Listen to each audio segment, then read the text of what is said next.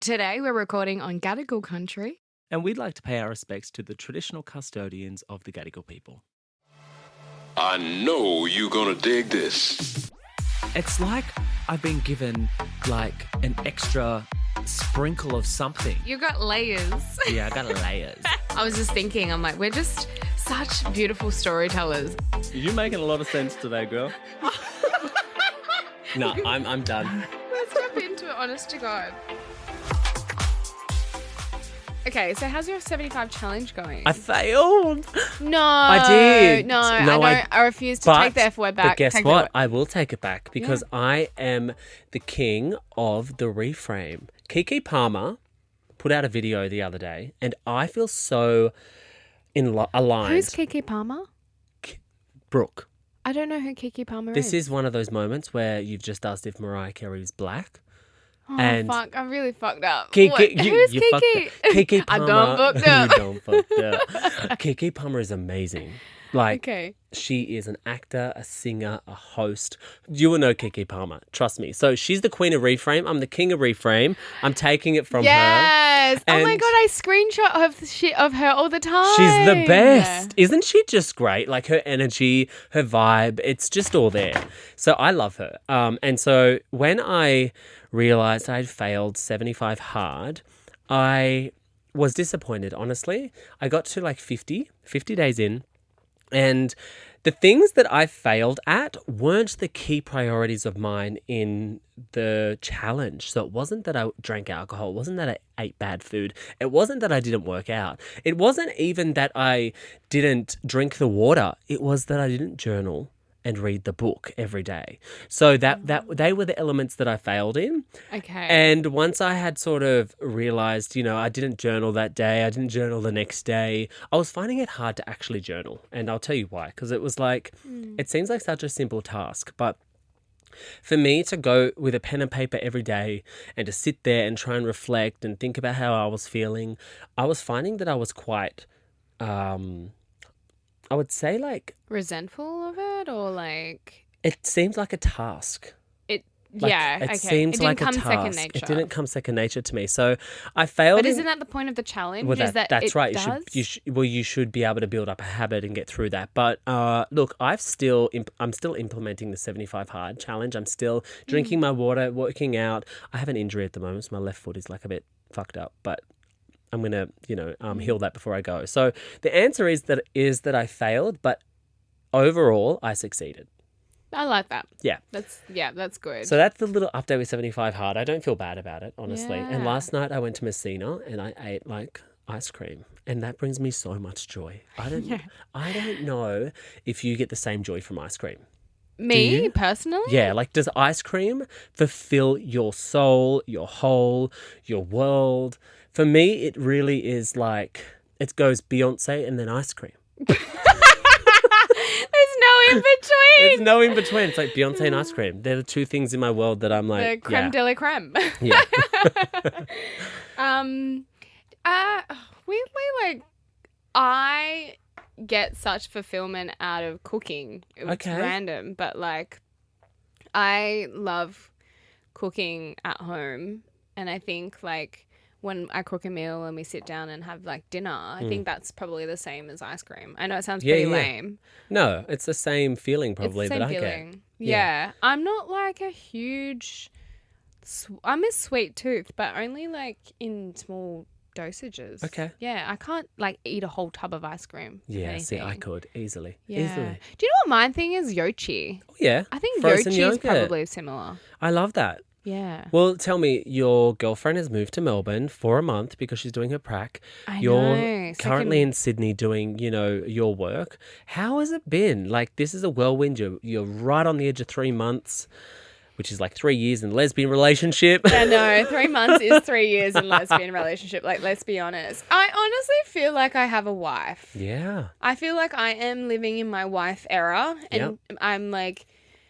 I know that seems so silly. It's like 3 months, like chill out. But like, I feel like Mia's in her 3rd week of her school prac. Yeah. And we've got into like routine and structure is really important to me. And I think her coming to Melbourne, I wanted to incorporate and make sure that we sort of stay on that routine of like, because we've got 2 dogs now. Like, it's crazy. We're crate training. We've got 2 dogs to manage. We're living together. Like, it's a crazy world to be like in each other's space now. Yeah.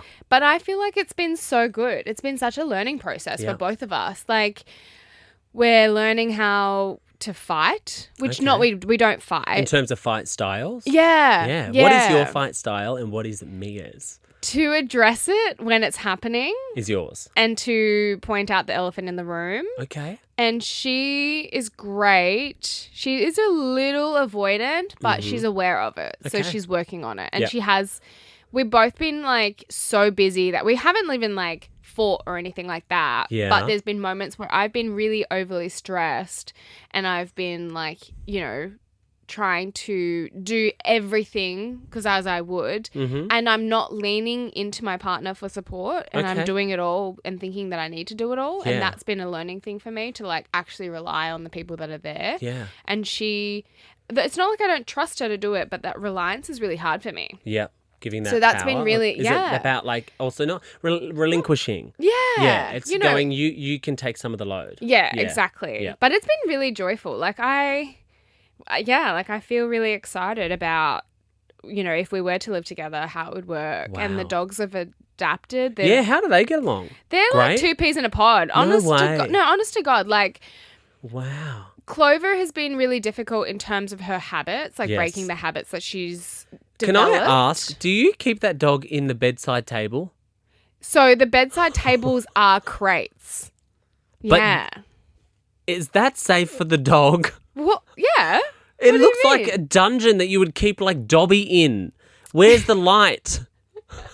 They're only in it for bedtime. Girl, and they're in both sides? Yeah. Oh, my God. There is science behind this. There obviously is, but I want you to put up a video of these dog crates. I want to see what people think. I will literally show you, I will fucking show you a photo of Clover last night. Mia sent me this photo. Happy. They are happy, I tell you now.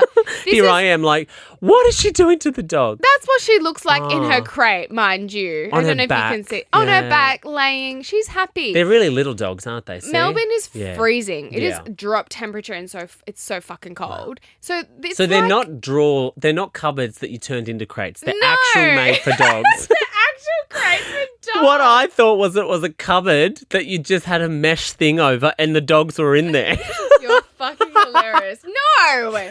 It's like anyone who knows how to look after a dog and has done research on how to train a dog. Crates are great. Crate training was amazing. Yeah. And it teaches them. And I think, it's like I want Clover to have her space. But it's not Cobra's. It's her space. And the same with Cobra. They're together all the time. Yeah. And when I said to Mia about crate training, she had many doubts that Clover would adapt. She's been phenomenal. Wow. It's been does so she just crazy. know when to go to bed now? We say goodbye, like good night, bedtime. They jump both in. Sometimes they get into the fucking same crate because they want to be stuck together. Wow. So it's really funny. Oh, well, that's cute. Okay. I think because I couldn't imagine Cosmo. Because I had a 45-kilo dog. I just couldn't imagine, Well, this is a thing. Yeah. And this is so crazy. And I think like anyone in a new relationship, especially in a same-sex relationship, right? Like we've had so many messages from people being like, it's so nice to see you guys adapting. And they know Mim's relationship through TikTok and they know my relationship through Instagram. Okay. And they're watching it unfold, right? Yep. And they know Mim's dog as Clover being with her ex, right? Yes. And they're seeing now Clover, who is the child of that divorce per se, in a new mum relationship. Yep. And she's thriving. And they're actually sending Mim messages being like, it's so nice to see Clover thriving in her stepmum really energy. Cute. And I think that's really fucking wholesome. Yeah. How much work have you put in with Clover? A lot? A lot. Yeah. A lot. Yeah. For good reason, totally. right? I'm so madly in love with Mim. It's ridiculous. Yeah. Like I've never loved. It's kind of gross, but that's cute. I'm so lucky. I don't know how the fuck I landed this woman. I had no idea she would even fall for me in any sense. And being with her, I don't see our life as a a period of time. I think I do see it as like being together and building a life together. Yeah. So Clover coming into my life, it wasn't like she's my stepchild and I'm like, she's my daughter. Yeah. I'm taking care of her and I want to make sure she has the most like fulfilled life, Yeah. right? And I think like, I know these are fucking dogs. Yeah. At the end of the day, these are dogs. Like Totally. I'm not like, and you know, your child is a separation. Like know. you lost custody. I lost custody of the It's dog. so And you know sad. what? The thing is that I loved Cosmo enough to leave Cosmo behind. And Cosmo was so happy in the house, in his comfortability. He was very much going to be going here, there and everywhere if he was to share time with me, which also meant that I would have to then stay in contact with the ex. And for me, Cosmo now still lives that great life. He's forgotten about me, and that's okay. I really accept that. I don't think he has forgotten about you. But yes, dogs I do. know what you mean. You know, dogs only know what they know. Dogs do. Dogs are dogs. Don't say that. Because I think what happens, if I walked past him and he smelt me, he would be like, oh my gosh, all those memories would come back. But right now, he's licking his own asshole, taking great big shits on his long walks, and he's fine. We're talking about a dog here, guys, not just Matty's ex-boyfriend. They're probably both doing it. No, but So subtle shade. No, you're hilarious. But mind you, we did have to go pick up something at Mim's ex-partner's house, and we took God. Clover, and Clover knew exactly. Did you meet house. the ex? No. Okay. No, but I'm really like supportive of the fact that Mim got to take Clover, and she's adapted so well, and it's like and Mim says to me, I feel like this is seeing you, how you take care of them is showing me how you would be as a mother. Great. And I think that's really important to like practice, right? Absolutely. She says that I'll be really hard because in a good way. Mm-hmm. Obviously, I'll probably play bad cop rather than like fun mum, Yeah. which is fine. Yeah. I'm more diligent Yeah. and a bit more like structured Yeah. and retained. Yeah.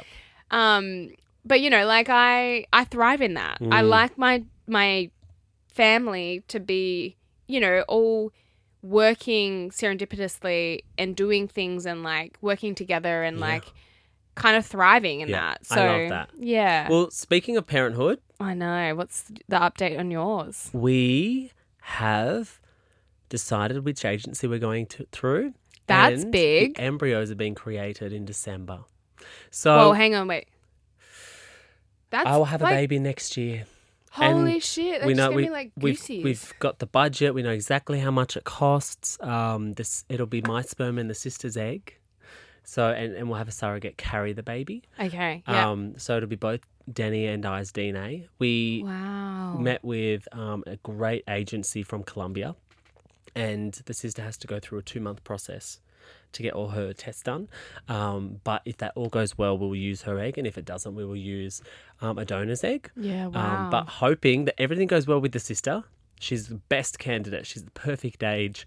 Yeah. She's, Danny's DNA, blood relative. And we will embed the embryos in December. That's crazy. I know. Which means that 9 months from December, the baby will be a Virgo. So September, hey? Yes. Oh, well, from December, 9 months from, December is September. Yeah. So a Virgo. I don't I've know got what that so many means. Virgos in my family. You know, you're talking about star signs. Yeah, no, I know, but like. So Beyonce's a Virgo, which is great.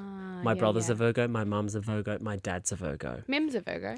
There you go. They're great people. They're very driven. Yeah. So yeah, I'm really excited because I really wanted to be, biologically connected to my child as a dad, and this is going to be the best process for Danny and I in this scenario.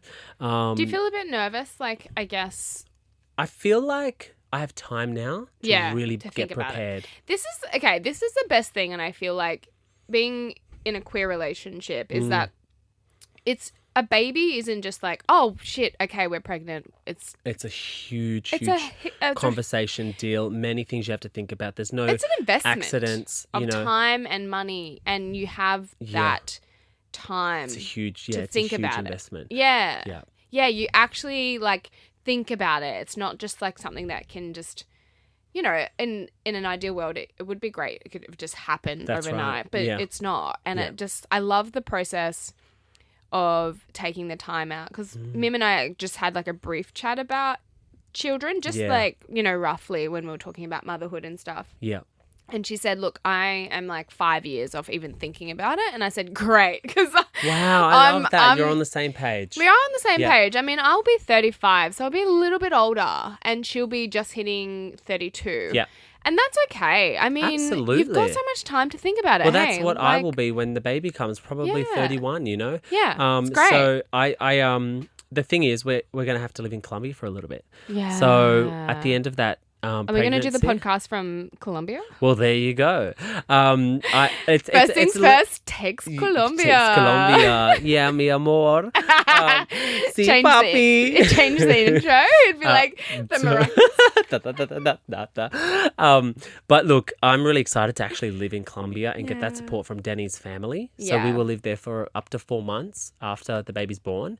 And, you know, his tight-knit family, his many sisters, his mum, his aunties will be really hands-on. Yeah. So having that, you know, support, and then bringing baby back and taking... Oh, stop. That's so awesome. I know. And the thing is, you can select everything. How long do you have the baby over there until you can bring the baby back? Well, realistically, as long as we want, because the baby. Do you want to bring a newborn straight back, though? Well, for 4 months we'll be there. So we'll be there for 4 months from September until January. Got you. If it all goes to plan and this is, you know, this all unfolds in the timeline that we're looking at, it could be later than that, but we'll be there for 4 months once the baby is born.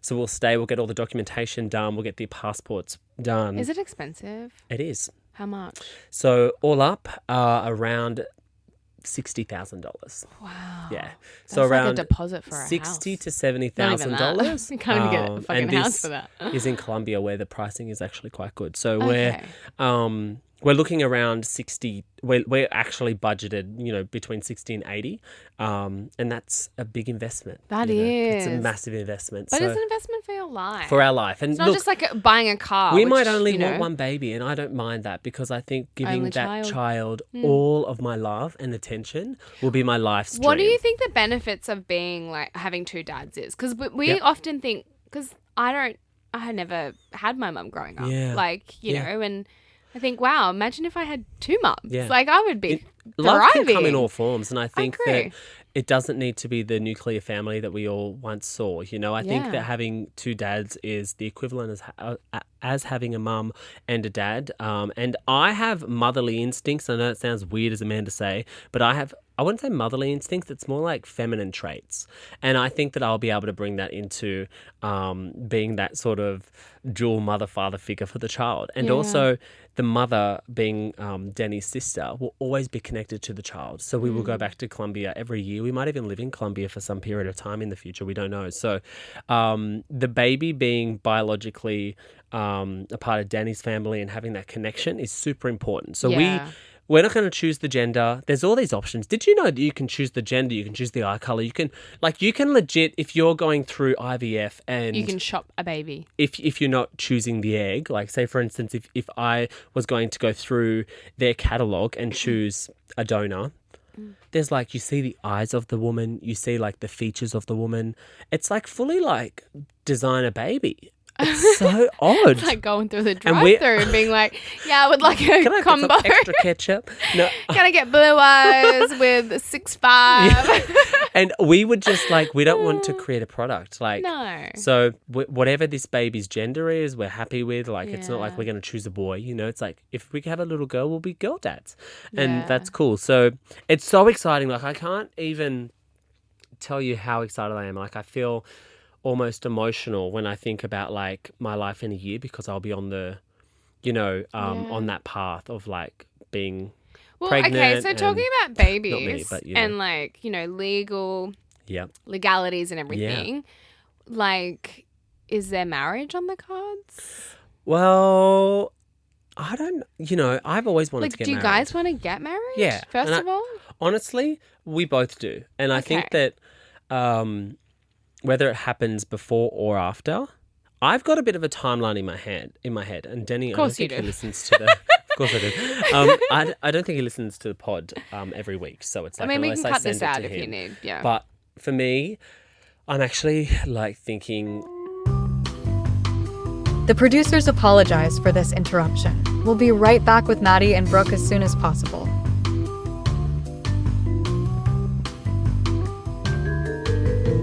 Okay, so you want to get married, which is great, but you don't know when. So that's when. like, yeah.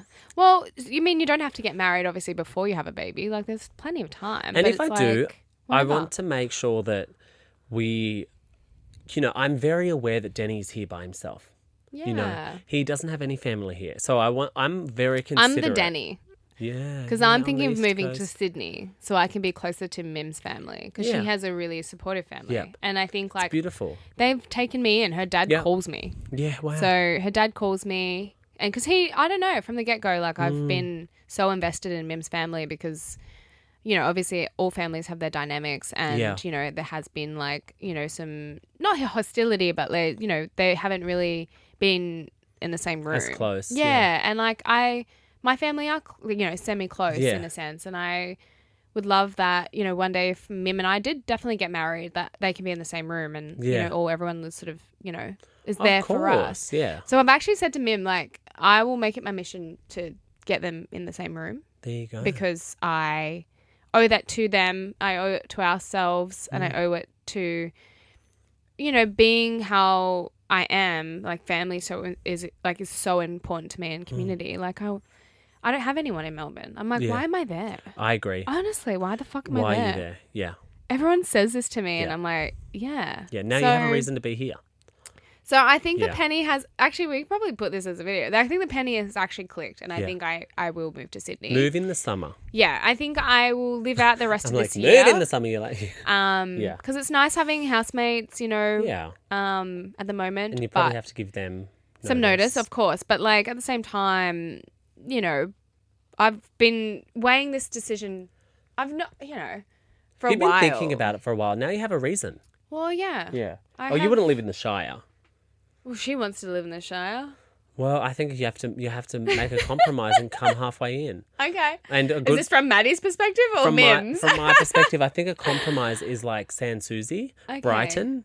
Okay. There's that area is sort of 20 minutes this way, and 20 minutes to the city, 20 minutes to Sutherland Shire. That's a good compromise. Yeah. Maybe buy an apartment together there. Well, yeah, that's kind of like the next. It's weirdly Here like I am the next doing your little life plan. plan. Like it's great. I mean, you're invested. I love it.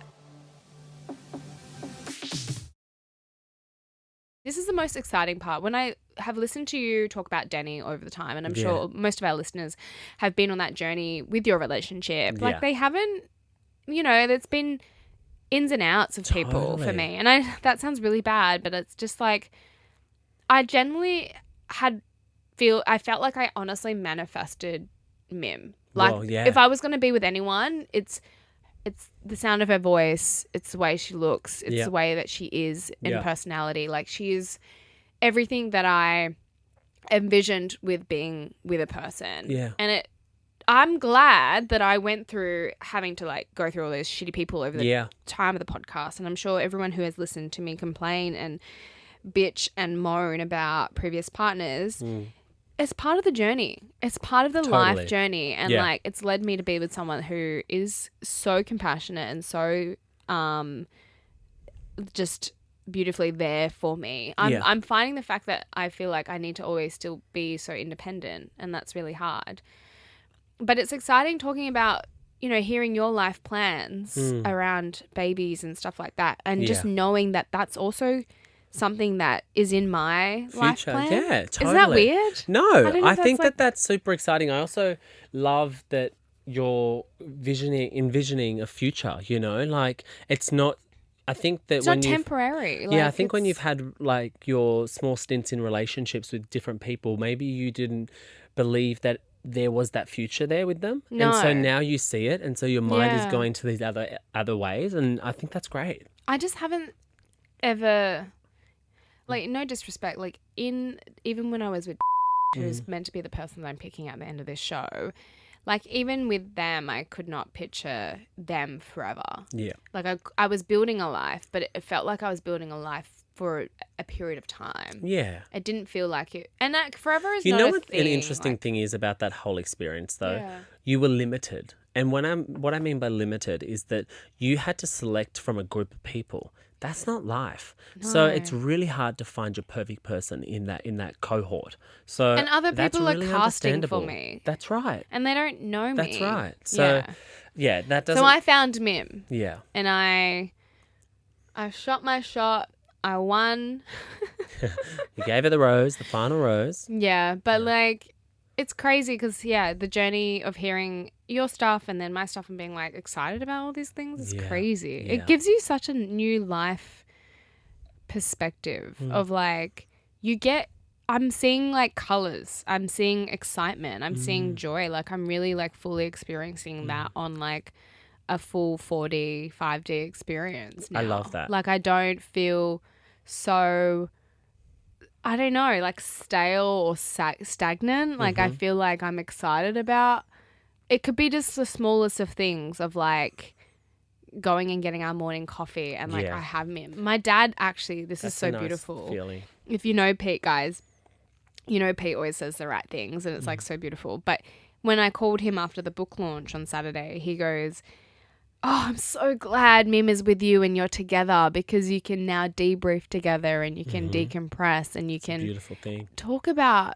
how that was a big moment of my life and she's there with me as my partner and like supporting me." Oh my God, I'm going to get so emotional, but it's just like, holy shit. Like, I'm like, I have a family, but I'm starting my own. And isn't that crazy? And you probably feel like this too. Like, you're starting your own family. Like, it's yours. Yeah. And you're creating it. Yeah. And it's everything that you want for yourself.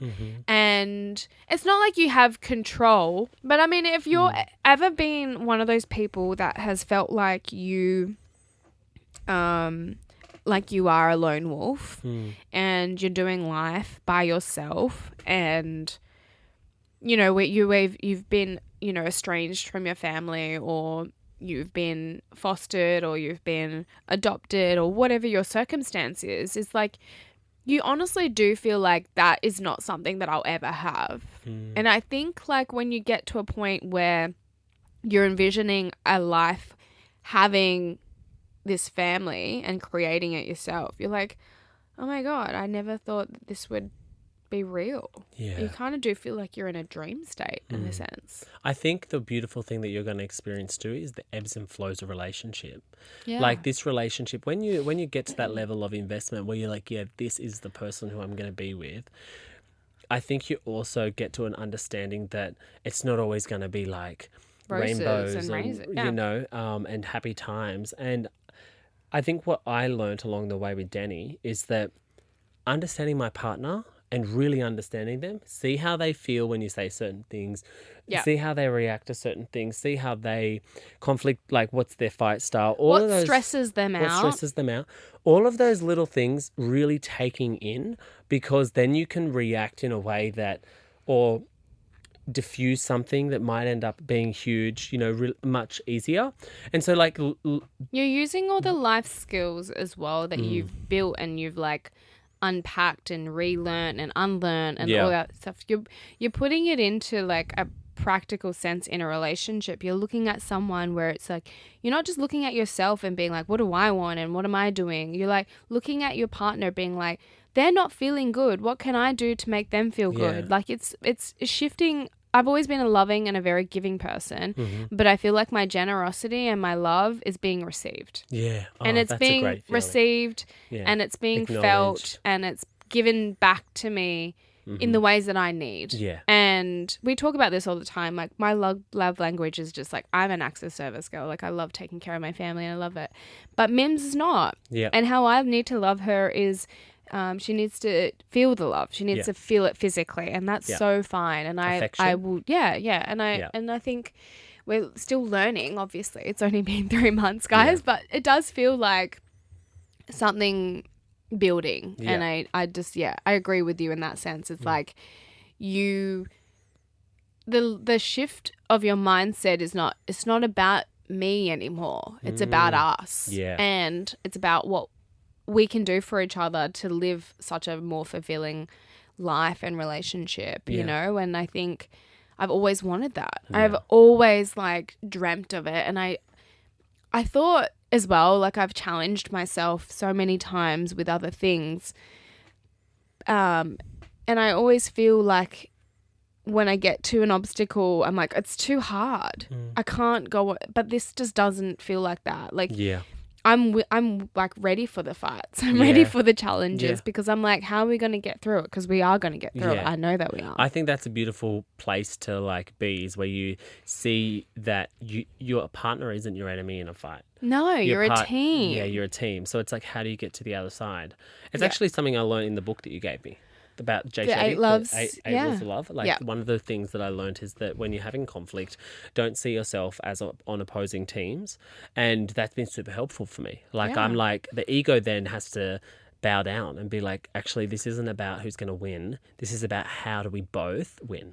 Yeah. Because if one of us wins, we both lose. I agree. Like, it's like this thing as well. Like, we've spoken about it before as well. Like, icks. Yeah. I think icks kind of come from a place of you've made me feel uncomfortable, but I haven't addressed it with you, and it's manifested. Yeah. And that was a big reflection for me because in past relationships, I would get the ick so easily. Yeah. And I'd be like, why am I not getting over this? Why do I feel like...